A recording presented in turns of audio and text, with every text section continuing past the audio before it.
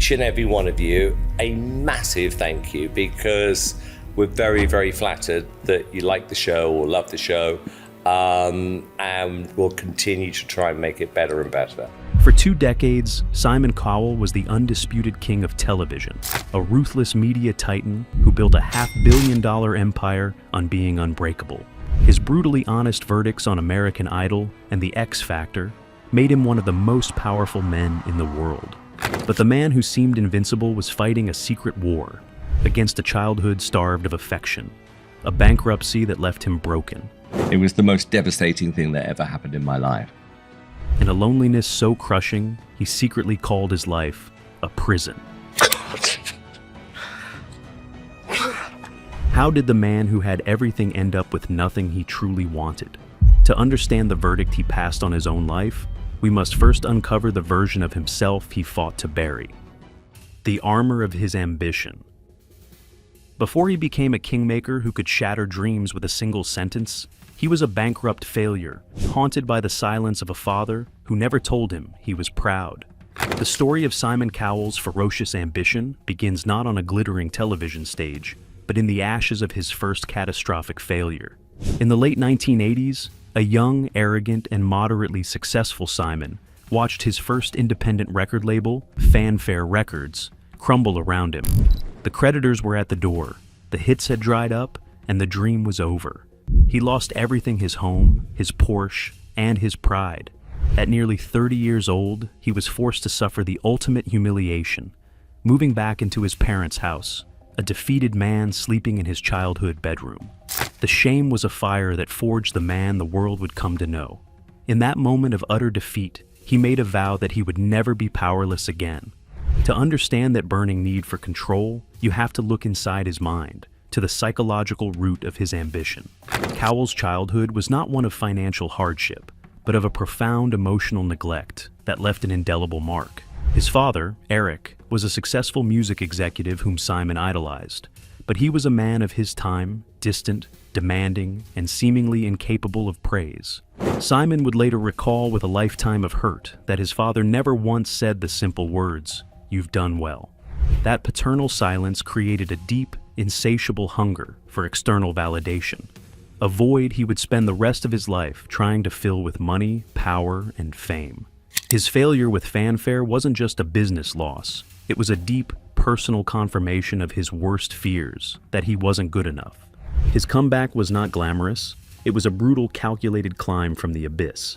He took a job with BMG Records and began producing novelty hits that serious music executives scoffed at.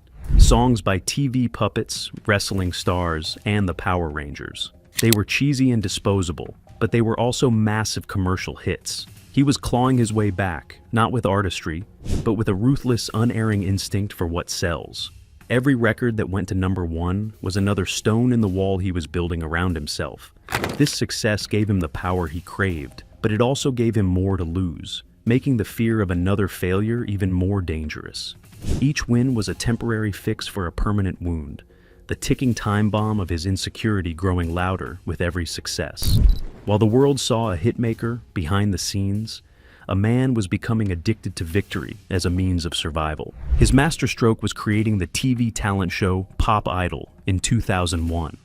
When it came to America as American Idol, he unleashed his Mr. Nasty persona, a brutally honest and cruel character that became a global phenomenon. This wasn't just an act, it was an impenetrable suit of armor constructed from the shame of his past failures, designed to ensure no one could ever hurt or underestimate him again. While the persona made him feel safe, it also became his cage. By the mid-2000s, he was the most powerful man in television, but a devastating secret was festering, about to crack his facade wide open. The fortress of his fame. At the absolute peak of his power, with the world at his feet, Simon Cowell made a chilling confession that finally exposed the haunting truth of his success. He was completely and utterly alone. By the late 2000s, Simon wasn't just a star. He was an institution. He was consistently the highest paid personality on television, earning an astonishing $95 million a year. His portfolio of shows, including The X Factor and America's Got Talent, dominated ratings in over 100 countries, making him an unparalleled cultural force. He was the man whose single, often harsh opinion could create a multi-million-dollar superstar or unceremoniously crush a hopeful spirit in front of a global audience. He had finally acquired the money, the power, and the international recognition that he had spent his entire life chasing. From the outside, his fortress of fame looked impenetrable, a flawless and absolute victory against the ghosts of his past. But inside the walls of that fortress, the man was suffocating. The first significant crack in his armor appeared in 2012, when he sat down for a remarkably candid interview and laid bare the secret, desperate emptiness of his life. He confessed to battling a deep, dark depression, an emotional abyss fueled by a relentless, punishing work schedule and an overwhelming, crushing sense of profound isolation. "I was a vampire," he admitted, describing a bleak existence where he would work until 8 o'clock in the morning and then sleep for most of the day, never seeing the sunlight. He shockingly revealed that he was bored and lonely, and that despite being constantly surrounded by people, his life felt like a prison. For the very first time, the public was given a glimpse behind the curtain, and what they saw was startling. The man who seemingly had everything felt in his heart, like he had nothing at all.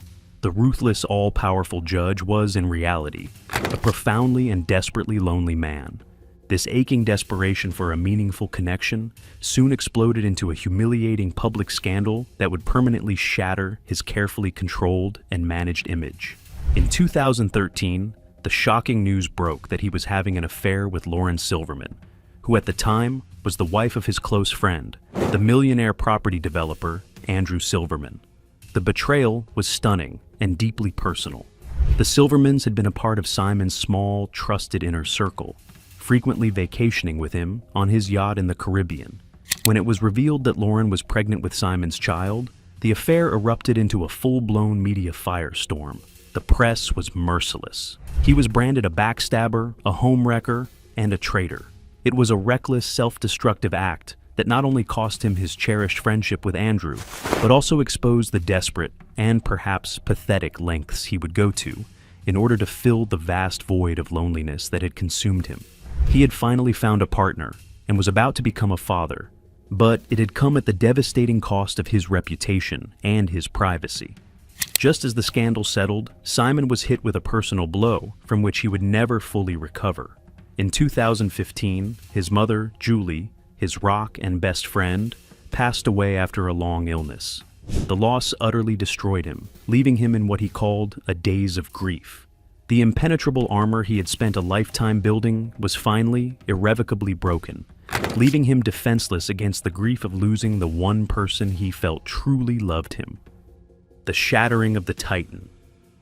Just as he began to rebuild a life from the ashes of grief and scandal, a series of catastrophic events would physically and emotionally shatter the man who thought he'd survived the worst. In August of 2020, while testing a new powerful electric bike at his home in Malibu, the machine malfunctioned and violently threw him onto the hard concrete of his courtyard. The impact was brutal and immediate. He had broken his back in 3 separate places and had come terrifyingly close, mere inches, according to his doctors, to severing his spinal cord, a catastrophic trauma that would have left him permanently paralyzed for the rest of his life. He was rushed into 6 hours of grueling, high-stakes emergency surgery, where doctors had to painstakingly insert a metal rod into his spine to stabilize it. The invincible titan of television, the man who had built a career judging the physical imperfections and talents of others from a position of untouchable power, was now literally broken, his own body held together by metal pins and rods. He spent months in a grueling, painful recovery process, but fate was not yet finished with him. Less than 2 years later, in early 2022, the unthinkable happened again. He was involved in another horrific e-bike accident, this time in London. He was reportedly thrown over the handlebars and into the road, this time breaking his arm, suffering a severe concussion, and badly bruising his face. The second accident was a terrifying and stark reminder of his own fragility and mortality. The man who had built a global empire on an image of absolute strength and unshakable control was now completely at the mercy of his own broken, battered body. The immense physical trauma, combined with the years of accumulated emotional pain, began to manifest visibly in his appearance. He lost a significant amount of weight, and his face appeared gaunt and dramatically altered, sparking widespread and often unkind speculation across the media about his health and the extent of his cosmetic procedures. The ruthless, confident judge of the 2000s was gone. In his place stood a humbled, noticeably more fragile man who now spoke openly about his mortality, expressing a profound sense of gratitude just to be alive. The transformation from Mr. Nasty was stark. His perspective fundamentally changed. He no longer spoke of ratings or money, but of family, health, and second chances. After surviving family deaths, public scandal, and 2 terrifying accidents, life delivered a final blow in October 2024. Liam Payne, the young singer he discovered and mentored in One Direction, died tragically. For Simon, who was a father figure to the band, the loss was a heartbreaking reminder of life's fragility, compounding his years of grief. Through relentless tragedy, the man who seemed to control everything learned that some things were beyond his power. He continued to work, not with ruthless ambition, but with a quieter desire to find joy again, exposing his character as a survivor, not just a mogul. The final verdict. In the end, the man who spent a lifetime judging others was brought to his knees by a final, crushing verdict from life itself.